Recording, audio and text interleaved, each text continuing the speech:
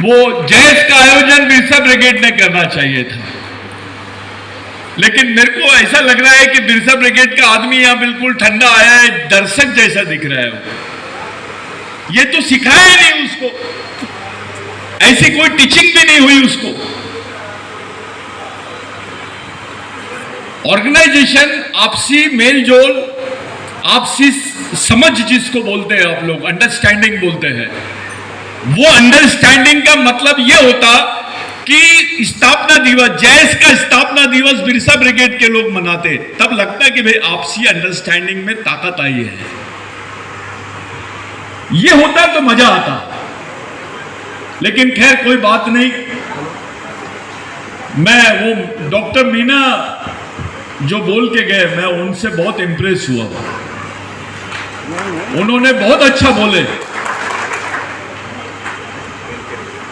और वो जो बोल रहे थे उसको हम लोग सीरियस नहीं लिए, उस बात को थोड़ा भी सीरियस नहीं लिए हम लोगों ने।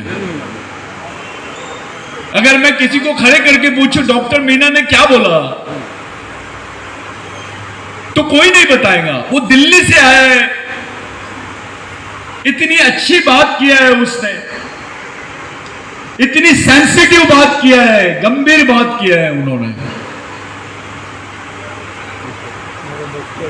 उनको सीरियस नहीं लिया किसी ने, मेरे को उस बात का दुख है। इतनी गंभीर बात बोल के कोई आदमी हमारे बीच में आता और चले जाता है, हम उसको सीरियसली नहीं लेते। ये ऑर्गेनाइजेशन नहीं है, इसको ब्रेन पैरालिसिस बोलते हैं। जिसके ब्रेन को लकवा मार दिया, ऐसा ब्रेन हो गया है हमारा। ऐसा नहीं होना चाहिए। साथियों, मैं 3 बातें बताना चाहता हूं। ये 3 मुद्दे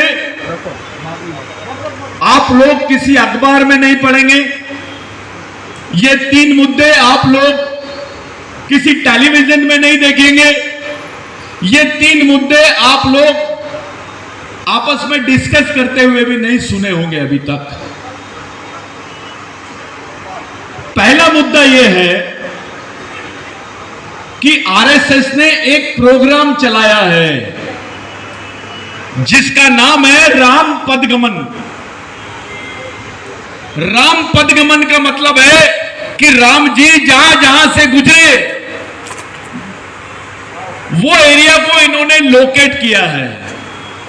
उसका नेट पे जाओ, अभी आप सर्च मारो राम पदगमन का, आपको वो पूरा डिटेल मिल जाएगा। अब ये बात इंपॉर्टेंट क्यों है मैं बताना चाहता हूं। वो राम पदगमन का जो मसला है वो मणिपुर से शुरू होता है और केरल में जाके रुकता है।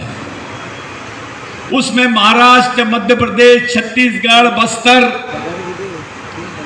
झारखंड, उड़ीसा, आसाम, नागालैंड, ये पूरा क्षेत्र आ रहा है। और इसको वर्ल्ड टूरिज्म जो है, वर्ल्ड हेरिटेज का जो ऑक्सफोर्ड यूनिवर्सिटी का रिकॉर्ड बेसिस ऑर्गेनाइजेशन है, वहां पर रजिस्टर्ड किया गया है। दूसरी बात यह है कि गवर्नमेंट ने टाइगर प्रोटेक्शन के नाम पर, टाइगर बफर जोन के नाम पर 288 टाइगर है, जिसको लोकेट किया सेंट्रल इंडिया में कि 288 टाइगर है। 288 टाइगर को बचाने के लिए 2 लाख हेक्टेयर जमीन रिजर्व किए इन्होंने, 2 लाख हेक्टेयर जमीन। और वो 2 लाख हेक्टेयर जमीन का जो मामला है वो 2 करोड़ आदिवासियों को इफेक्ट करता है। 2 करोड़,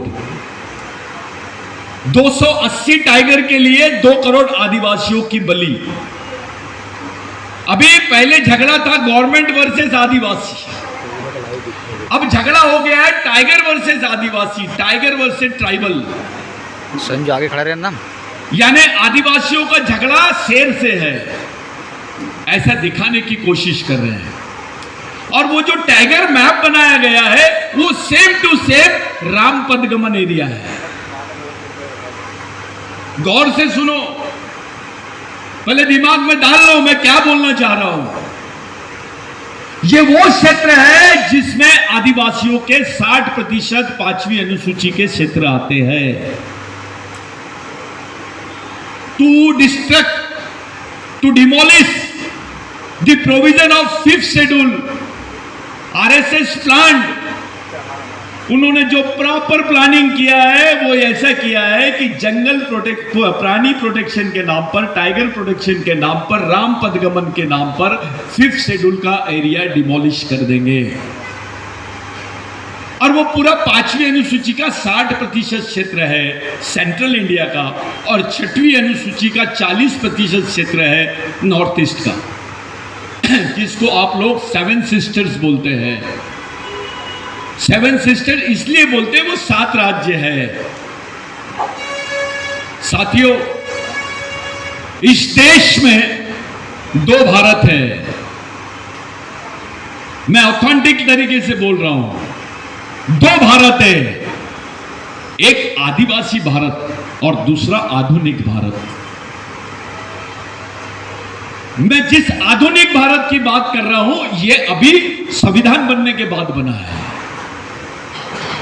लेकिन जिस आदिवासी भारत की मैं बात कर रहा हूं ये इस देश में हजारों 10,000 साल से अस्तित्व में है। इसको किसी ने नहीं बनाया, ये पहले से अस्तित्व में है।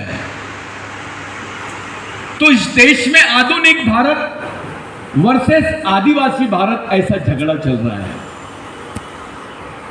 ये आपके दिमाग में आना चाहिए।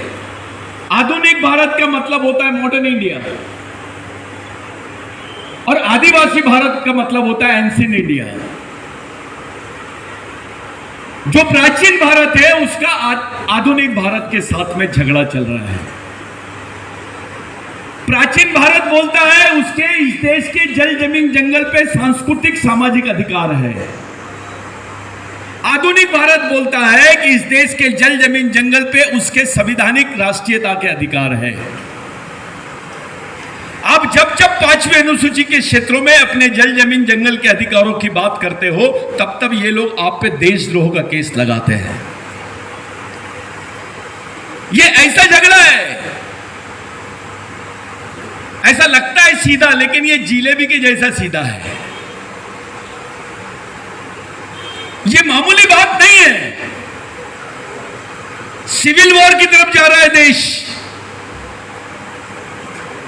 मैं बार बार यही बात बताता हूं आपको कि जिस क्षेत्र की मैं बात कर रहा हूं उस क्षेत्र में इस देश की 60% जो पैरामिलिट्री फोर्सेस है, जिसको अर्धसैनिक बल बोलते हैं, वो इस क्षेत्र में लगाए गए हैं।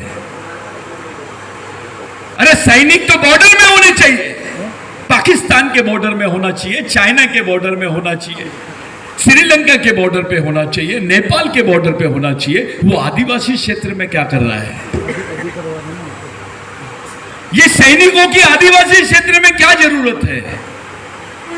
जिस आदिवासी के बदन पे कपड़े नहीं है, वो जो घास की झोपड़ी में रहता है, जिसके पास खाने को ठीक से 2 वक्त की रोटी नहीं है, उसके घर के बाजू में 2 AK-47 पकड़ के जवान चौकीदारी कर रहे हैं। मामला क्या है? क्या मामला है? गौर से सोचो देश में क्या चल रहा है। मंदिरों के बारे में सोचा गया है यहां पर। मैन भाई ने बोला कि सिवनी में मॉम लिजिंग का काम हुआ है। वो कुछ आदिवासियों के पास में गाय का मटन मिल गया, उनको मार दिया गया बजरंग दल के द्वारा। उनको स्पॉट पे मार दिया गया, उनकी बेल हो गई, वो लोग घूम रहे हैं और वहां पे फिर दहशत का माहौल है कि बजरंग दल की तरफ आदिवासियों ने गुस्से से नहीं देखना चाहिए, डर रहे हैं लोग, ऐसा दहशत का माहौल बना रहे हैं। ये एग्जाम्पल है अपने सामने, स्टेट में क्या चल रहा है उसका एग्जाम्पल है। साथियों, ये सब चीजें प्रैक्टिस की जा रही है सिर्फ आदिवासियों के बीच में, कि आपके दिमाग में डर निर्माण कर दिया जाए कि आपको पुलिस से तो डरना ही है, साथ में आरएसएस से भी डरना है। जाओ किसी क्लास 1 ऑफिसर को खड़ा करो। मैं भोपाल में बात कर रहा हूं, किसी क्लास 1 ऑफिसर आदिवासी ऑफिसर को बुलाओ कि भैया तू जैस के सम्मेलन में क्यों नहीं आया, तो वो बोलेगा मैं जैस के सम्मेलन में जाता तो इनको पता चल जाता, मेरे पे डिपार्टमेंटल एक्शन होती, मेरी ट्रांसफर हो जाती। ये जैस के बच्चे जिन्होंने अधिकारियों के लिए लड़ाई लड़े, आज वही अधिकारी ये कार्यक्रम में दिखाई नहीं दे रहे। मेरे को इस बात का दुख है। यही बच्चे आरक्षण का आंदोलन करने सड़क पे खड़े होते हैं, लेकिन जब उनके अस्तित्व की बात आई यहां पर मध्य प्रदेश की राजधानी में, जब वो कार्यक्रम आयोजित करते हैं वहां कोई ऑफिसर नहीं आता है। क्या है ये, क्या इंडिकेट करते, क्या संकेत मिलता है इससे? आप सोच सकते हो आपके ऑफिसर कितने प्रेशर में है, कितने दबाव में है, कितने दबाव में है। ये कंडीशन का जायजा लेना बहुत जरूरी है। अब रही बात कि ये कंडीशन में कि पूरे देश के 2 करोड़ आदिवासी यहां से खत्म हो जाएंगे, इस बेल्ट से पूरा खत्म हो जाएगा, इसका मतलब ये है आदिवासी भारत जो है वो हिंदू भारत बन जाएगा। कुछ लोगों ने, मैं आगे आगे बात करूंगा, ये बात बोले कि भाई सतीश परिणाम गलत बात कर रहा है, कोई भीड़ के बारे में यूनाइटेड नेशंस में बात ले गई तो वो जितने बेवकूफ है खड़े हो जाओ, मैं बात कराता हूं। अबे इन्होंने बोला है कि जो भील वंश के लोग हैं उनकी जो भीली भाषा है उसके 50% वर्ड जो है वो संस्कृत के है, इसलिए ये आदिवासी नहीं है।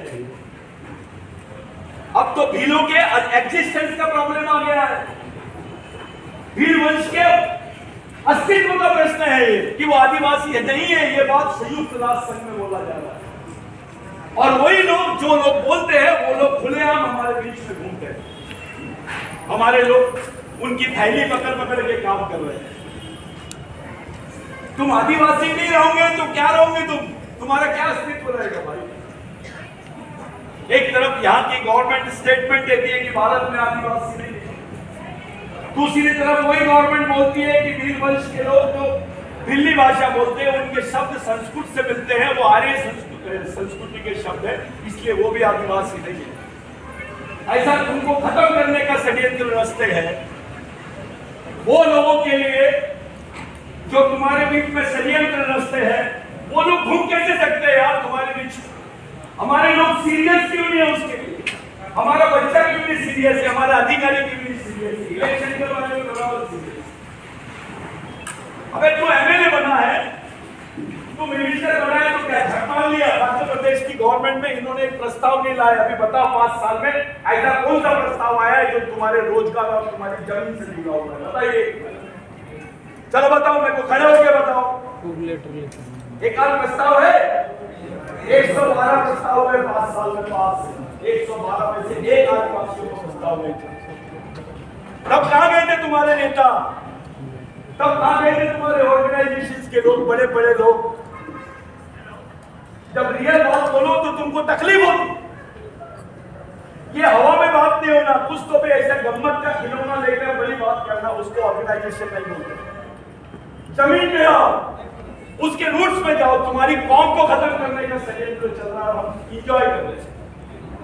हम संगठन के बारे में बात करें, आज संगठन को बचाने की बात नहीं है, समाज को बचाने की बात है।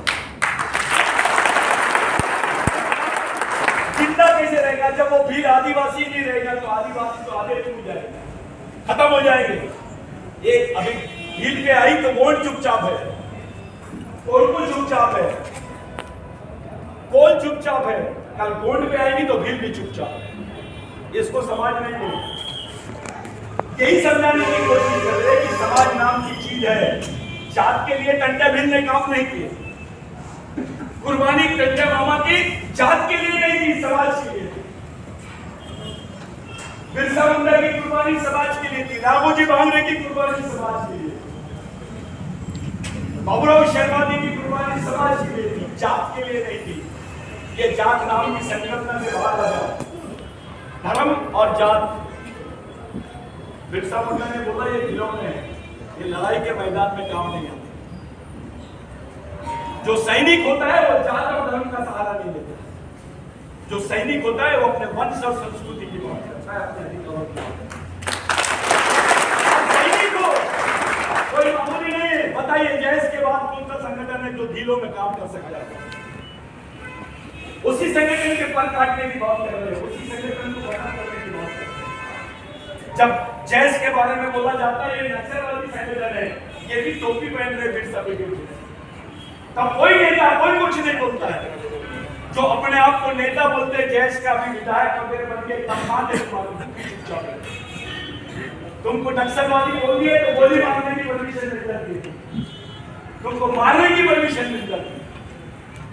थोड़ा सोचो क्या बड़ी विषय है हमारे आंदोलन में ओबीसी क्यों नहीं आता, हमारे आंदोलन में एससी क्यों नहीं आता है? एससी नहीं सोच रहा है, मध्य प्रदेश का एससी सबसे बुरे हाल है, ओबीसी उससे बुरे हाल। एक को ऐसा लगता है कि ये मर रहा है तो मैं चुपचाप रहूं, वो भूल जाता है कि दूसरा वेटिंग लिस्ट है।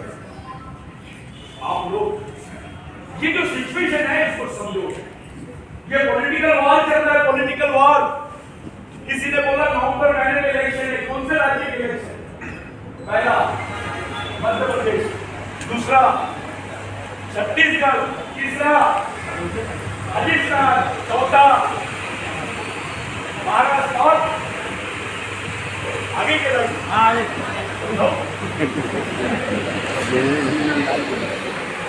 हेलो 1 लाख करोड़ रुपए का इन्वेस्टमेंट हुआ है मध्य प्रदेश में एनआरआई लोगों का। कितना? थोड़ा ध्यान से सुनो मेरी बात को। कितने करोड़ का इन्वेस्टमेंट हुआ है? 1 लाख करोड़ का इन्वेस्टमेंट हुआ है मध्य प्रदेश में। किसकी जमीन पे हुआ है? आदिवासियों की जमीन पर। यह स्टेट गवर्नमेंट ने अभी पूरे प्राइवेट सेक्टर को आदिवासियों की वन जमीन ये लोग उसको लीज में दे रहे हैं। आप नेट खोलिए, आपका जो बच्चे सुन रहे हैं वो नेट खोलिए और देख लेना अभी जाके घर में कि नेट पे आपको दिख जाएगा ये लीज पे देना शुरू कर दिए। जिस वन अधिकार की बात अभी मीना जी कर रहे थे वो वन अधिकार की बात मध्य प्रदेश में हो नहीं सकती, क्योंकि 60% जमीन 60% जमीन इन्होंने देने का ये बना दिया है, प्लानिंग कर लिया है। जब जमीन ही नहीं रहेंगी तो तुमको वन अधिकार कहां से मिलेंगे? सिर्फ पेपर पर रहेंगे वन अधिकार, जमीन तो दूसरे ले लेंगे लीज पर। यहां मंदिरों को रेगुलराइज कर रहे हैं, पंडितों को रोजगार मिलता है, जो मेहनत का आदमी है वो दूसरे प्रदेश में जाके पेट भरता है। ये गवर्नमेंट की सोच देखो, उनको नंगा भूखा आदिवासी आदमी नहीं दिख रहा है, लेकिन जिसके बदन पे कपड़े है, जो मेहनत नहीं कर रहा है, वो मंदिर में बैठा एक ही मंत्र बोल रहा है, उसको रेगुलराइज करने दो। ये मेहनतकश लोगों के पक्ष की सोच है क्या? और जिसने एमएलए बने अपने, जब ये बिल पास हो रहा था वो क्या कर रहा था? एमएलए उसको खड़ा करो, उसका सत्कार करो। मैं जाता हूं उसके पैर पड़ने के लिए। अबे तेरे को अपने भाई की याद क्यों नहीं आई जब ये बिल पास हो रहा था? तो जब लीज पे जमीनें दी जा रही थी तब तू क्या कर रहा था? वहां चुन के गया ना। तेरे को ब्राह्मणों ने वोट नहीं दिया, आदिवासियों ने दिए। ताली मत बजाओ। आदिवासियों के वोट के भरोसे तू गया और चुपचाप है। अब और कौन सा बनाना है इनको? कौन सा मिनिस्टर बनाना है? कौन से सिस्टम की बात कर रहे हो? मेरे को एक बात की चिंता है कि ये गवर्नमेंट फिर से आएंगी तो इसके खिलाफ में लड़ने के लिए तुम्हारे पास सोशल संगठन मजबूत है क्या?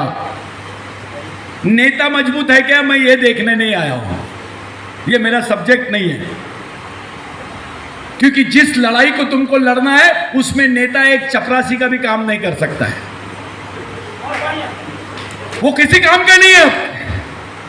ये जमीन की लड़ाई है, ये तुम्हारे जिंदगी की आखिरी लड़ाई है। ये हमारी अंतिम पीढ़ी द्वारा अंतिम पीढ़ी को बचाने के लिए लड़ी जाने वाली आखिरी लड़ाई है। क्योंकि गवर्नमेंट बोल रही है भारत में आदिवासी नहीं है, इसका दूसरा मतलब होता है कि आदिवासी भारत के नागरिक नहीं है। भारत में आदिवासी नहीं है, इसका मतलब यह है कि आदिवासी भारत के नागरिक नहीं है। तुम्हारे सिटीजनशिप को ये लोग चैलेंज कर रहे हैं। They are challenging your constitutional rights of citizenship, they are challenging your personal rights of indigenous identity. साथियों, बार बार मैं इसलिए चिल्ला रहा हूं कि अब राष्ट्रीय पहचान की साथ साथ अंतर्राष्ट्रीय अधिकारों की भी जरूरत पड़ेगी। आपका राष्ट्रीय संविधान में आपके लिए इतने प्रोविजन थे, 70 साल गुजर गए, आज 70 IAS ऑफिसर नहीं ढूंढने को मिलते हैं, 70 जज नहीं बन पाए आदिवासियों के।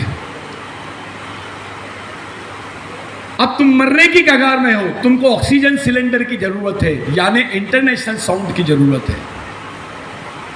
अरे तुमको भारतीय संविधान में रहने के बाद तुमको कुछ नहीं मिला, अब तो अंतर्राष्ट्रीय संविधान से खत्म कर रहे हैं तुमको ये। मैं 2 पॉइंट और बोलूंगा।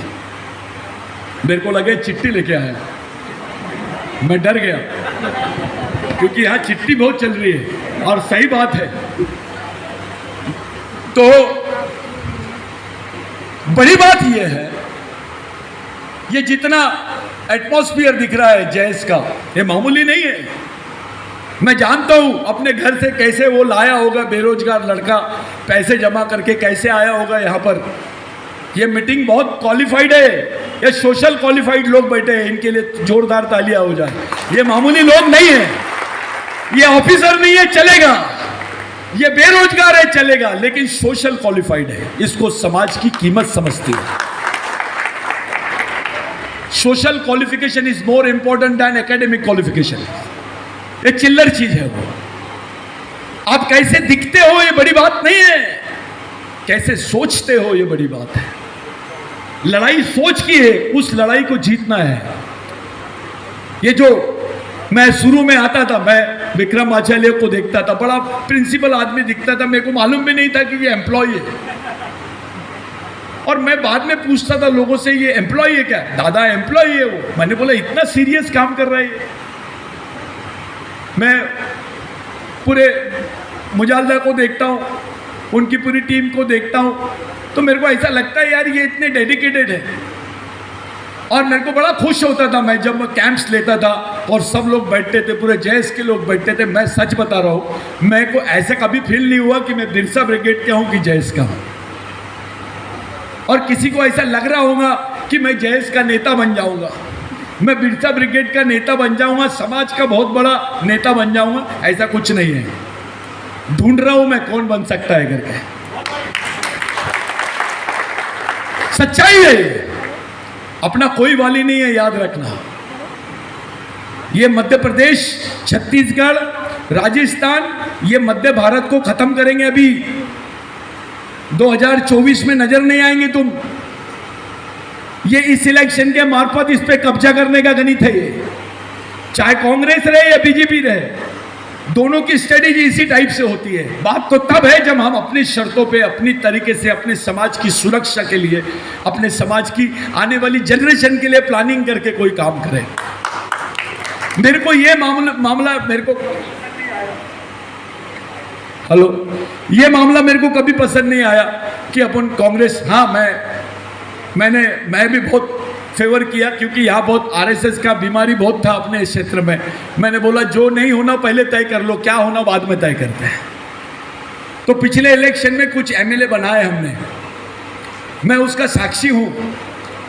और अगर वो यहाँ होंगे तो उनको जुबान भी नहीं है मेरे सामने खड़े होने के लिए। लेकिन मैंने देखा हूं, मेरा एक्सपीरियंस है, किसी ने समाज के लिए काम नहीं किया, किसी ने मिशन के लिए काम नहीं किया, किसी ने जैस के लिए काम नहीं किया, किसी ने बिरसा ब्रिगेड के लिए काम नहीं किया। मंत्री भी बने तो भी काम नहीं किए। कोई लड़कों को प्रोटेक्शन नहीं मिला। मैं जानता हूं कि ये जो प्रोग्राम करे होंगे कैसी कंडीशन में करे होंगे। ये जो प्रोग्राम हो रहा है जैस का, दिखने में बहुत अच्छा दिख रहा है भाई, लेकिन जिन्होंने आयोजित किया है ना, उन पे क्या बीतती है मैं जानता हूं। ऐसी विपरीत परिस्थिति में काम चल रहा है समाज में, इसका सही फायदा उठाना चाहिए। ये जैस के स्थापना दिवस नहीं है, विचारों का स्थापना दिवस है।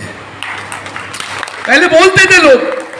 मैं गया इंदौर में, इंदौर के प्रोग्राम में मैं देखा शुरू में मेरे को एकता परिषद के कार्यक्रम में जल्दी चिट्ठी दो, इसको भगाओ, बोलने मत दो, ये वाला कार्यक्रम बहुत हुआ मेरे साथ। और मैंने देखा ये चलता है, होना भी चाहिए, मेरे को बुरा नहीं लगा, मेरे समाज का कार्यक्रम है।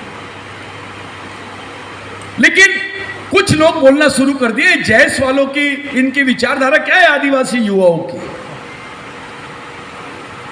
आज यूनाइटेड नेशंस में मालूम हो गया है कि शहीद महान विद्रोही क्रांतिकारी भगवान टंटा भील कौन है, यह मालूम हो गया है। संयुक्त राष्ट्र संघ में मालूम हुआ है। अभी मालूम है ऑक्सफोर्ड यूनिवर्सिटी ने टंटा मामा पे आर्टिकल लिखा है। अपन बोल रहे हैं कि पूरे देश में इतने साल तक के, यानी 17 साल तक के सशस्त्र संघर्ष अंग्रेजों के खिलाफ में किसी क्रांतिकारी ने नहीं किया जो टंटा मामा ने किया है। ये स्टैब्लिश की अपन ने, वर्ल्ड में अभी उसकी चर्चा हो रही है। दूसरे देश के आदिवासी उससे प्रेरित हो रहे हैं टंटा मामा से, लेकिन अपने यहाँ का आदमी गोलवर्गन की थैली पकड़ के जा रहा है। अबे तेरे बाप को देख, उसमें कितना दम था, वो किसी भगवान से कम नहीं है। सच्चाई तो है, अगर टंटा मामा नहीं होता तुम नहीं होते, तुम्हारी पहचान भी नहीं होती, जितनी जमीन हमारे पास है वो भी नहीं होती। सच्चाई है, मैं नहीं बोल रहा हूं, रिकॉर्ड्स जाको देखो, गैजेट्स पढ़ो, जो ब्रिटिश एमिनियंस के रिकॉर्ड है वो देखो। लेकिन हमारे लोगों ने टंटा मामा को डकैत बोला, हमारे लोगों ने टंटा मामा को चोर बोला, हमारे लोगों ने टंटा मामा को क्रिमिनल टाइप बोला। और अब सब जान रहे हैं कि ये कौन है, इस देश में कौन है ये। मैं गर्व से बोल रहा हूं भाई, अगर नहीं होगा जो मांग हमने अभी रखने लगा है, पिछले बार जब यहां मीटिंग हुई थी, जब यह प्रश्न खड़ा होगा तो इनका कंपैरिजन करना पड़ेगा, देश के किसी भी क्रांतिकारी का टंटा मामा से कंपैरिजन करना पड़ेगा। उसका इतिहास सामने आएगा कि वास्तविकता में इस देश के सच्चे मालिक कौन है, सच्चे क्रांतिकारी कौन है। उंगली कटा के शहीदों में नाम लिखाने वाले लोग बहुत हैं, लेकिन टंटा मामा का जो इतिहास है वो आज इस देश के भील नहीं, पूरे आदिवासियों को जिंदा कर रहा है, वर्ल्ड के आदिवासियों की प्रेरणा बन रहा है। ये गर्व है हमको, सेटिस्फेक्शन होता है। राघोजी भांगरे के बारे में बात चल रही है, मैं इसलिए बता रहा हूं कि किसी ने पूछा कि जैस किसकी विचारों से चलता है, तो आपको बोलना है जैस टाटा और बिरला के विचारों से नहीं चलता है, टंटे और बिरसा के विचारों से चलता है। ये लोग ऐसा समझते थे कि इनके पास कुछ नहीं है, आपके पास जो है वो किसी के पास नहीं है। जहां सब खत्म होते हैं वहां से आदिवासी शुरू होता है। मैं इसलिए बोलता हूं ये बात कि 70% लड़ाई आदिवासियों ने लड़ी। मैं आधिकारिक रूप से बोलता हूं, सबके सामने बोलता हूं, मैं दिल्ली में जाता हूं, इनके जेएनयू में जाके बोलता हूं, मेरे वहां पे भी लेक्चर्स होते हैं कि 70% लड़ाई आदिवासियों ने लड़ी है, 30% बाकी लोगों ने लड़ी। मेरे को बोलना चाहिए, किसी ने मेरे ऊपर केस डालना चाहिए कि गलत बोल रहा है। हम साबित करके बता सकते हैं कि इस देश की आजादी की 70% लड़ाई आदिवासियों ने लड़ी, और बदले में उसके हिस्से में क्या आया? भूखमरी। उसकी जमीन से उसको विस्थापित कर रहे हैं। वो 5 रुपए किलो चावल के लिए तरस जाता है, वो बीपीएल कार्ड के लिए लाइन लगाता है, खाना नहीं मिलता करके मर जाता है। देश में कुत्ता भूख से नहीं मरता, आदिवासी मरता है। ये हालात है। मैंने इंटरनेशनल कॉन्फ्रेंस में एक स्टेटमेंट दिया, उस पर चर्चा शुरू हो गई। मैंने बोला यहां पर ऐसे क्षेत्र है भारत में जहां पर पैरासीटामोल गोली नहीं मिलती है। बुखार की गोली जानते हो, पैरासीटामोल गोली, बुखार की गोली वो नहीं मिलती, लेकिन बंदूक की गोली मिलती है। आदिवासियों की बंदूक की गोली से मौत होती है, बीमारी से नहीं। उसको पैरासिटामोल गोली नहीं मिलती भाई, लेकिन उसको गोली मिल जाती है बंदूक की। ऐसी स्थिति में आप लोग फंसे, इसमें से कैसे निकलेंगे? ये ऑर्गेनाइज करने से नहीं, प्लानिंग क्या है हमारे पास? बहुत अच्छी बात बोली दीदी ने, विदाउट प्लानिंग के हम आगे नहीं बढ़ सकते। विदाउट प्रॉपर मैनेजमेंट के हम आगे नहीं बढ़ सकते। कोई बिरसा ब्रिगेड झंडा नहीं उखाड़ सकता, कोई अकेला कुछ नहीं कर सकता। ओबीसी का कैडर लाओ, शेड्यूल कास्ट का कैडर लाओ, माइनॉरिटी का कैडर लाओ, आदिवासी कैडर लाओ, इनको ज्वाइंट करो, इनका ज्वाइंट वेंचर में कैडर लो। और सोशल, ये राजनीतिक गठबंधन करते हैं, अपन सामाजिक गठबंधन करो। इसकी काट है, उसके पास राजनीति है तो तुम्हारे पास रणनीति होनी चाहिए। सामाजिक गठबंधन इसकी काट है। जैस ये एक ऑर्गेनाइजेशन नहीं है, इस समाज का ये एक एटम बम है। ये ऑर्गेनाइजेशन नहीं है, ये मैं इसको ऑर्गेनाइजेशन नहीं मानता हूं। ये एक ताकत है जो किसी नेता के माध्यम से नहीं बनी है। वो यहां पर बैठा हुआ आदमी हर एक अपने आप में एक नेता है। मैं कभी ये क्लेम नहीं करूंगा कि ये बच्चे को मैंने तैयार किया है, मैंने बोला, नहीं, उसकी खुद की सोच है। आज उन लोगों ने किसी का सहारा नहीं है, फिर भी लोगों ने काम किए। अभी 2 प्रोग्राम्स हो रहे हैं जैस के, एक इंदौर में, एक यहां पर है। हमारी कोशिश रहेगी ये एक प्रोग्राम कैसे हो, और ये करके बताएंगे हम। कोई कहीं नहीं जाएगा, बड़ी चीज है ये। मैं सिर्फ 2 बातों पे तुम्हारा ध्यान आकर्षित करना चाहता हूं। ऑर्गेनाइजेशन किसको बोलेंगे अपन? संगठन का मतलब क्या है? भीड़ नहीं हो सकता, सोच वो भी नहीं हो सकती। संगठन बोला किसको जाए? किसके बदौलत ये समाज जिंदा रहेगा? किसके बदौलत आप लोग एक बड़ी लड़ाई को लड़ सकते हो? आपके पीछे तो कोई नहीं है, अभी कोई बेस नहीं है आपके पास। पूरे देश में, विश्व में इन्होंने इतिहास की किताबें बदल दी, लेकिन भारत पहला देश है जो इस देश की एंथ्रोपोलॉजी को बदलने की कोशिश कर रहा है। अभी उन्होंने एनसीईआरटी में किया है, लेकिन साथियों, मैं आपको बार बार बोलता हूं कि यह सच है, एंथ्रोपोलॉजिकली प्रूव्ड है कि जब से भगवान पैदा नहीं हुए थे तब से आदिवासी इस जमीन पर रहता है। ये याद रखो। ये बार बार भगवान को बीच में लाते हैं। भगवान हमारी जमीन पे आए हैं, वो भी बाहरी है। जब आदिवासी की आदिवासियत पे बात होती है तो सच्चाई सामने होनी चाहिए। मैं आज के दिन, जो इतना महत्वपूर्ण दिन आप लोग मना रहे हैं, इस दिन मैं आपके दिमाग में 2 ही बातें डालना चाहता हूं कि आपकी लड़ाई कौन सी है, थोड़ा उसको देख लो। Which type of war you are having? किस टाइप की लड़ाई है आपके सामने? कौन है आपका दुश्मन, ये तय कर लो पहले, और उसके बाद आगे बढ़ो। दुश्मन का दुश्मन हमारा दोस्त हो सकता है। यहां तो नई प्रैक्टिस दिख रही है मेरे को, दुश्मन के कारखाने से बंदूक खरीदकर दुश्मन के खिलाफ लड़ने की बात कर रहे हैं।